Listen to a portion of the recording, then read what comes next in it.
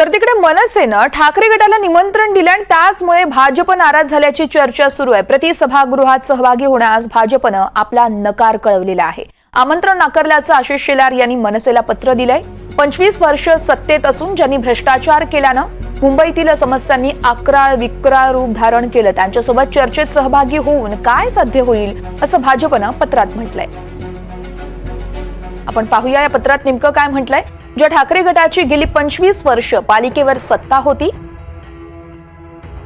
त्या काळात पालिकेत त्यांनी पराकोटीचा भ्रष्टाचार केला ज्यामुळे मुंबईतील समस्यांनी अक्राळ विक्राळ रूप धारण केलं। त्यांच्यासोबत मुंबईकरांच्या समस्यांसंदर्भात चर्चेत सहभागी व्हायचं, यातून काय साध्य होणार आहे असा स्वाभाविक प्रश्न आमच्या चर्चेअंती उपस्थित झाला। मुंबईकरांसाठी आम्ही सातत्यानं प्रयत्नशील आहोत।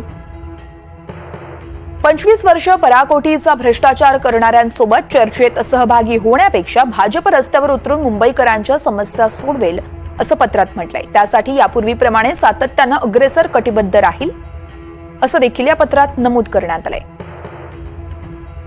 त्यांनी असं म्हटलं की तुम्ही उबाटाला बोलवलं आणि उबाटाचं काय काम खराब आहे वगैरे म्हणून आम्ही या सभागृहात येणार नाहीये।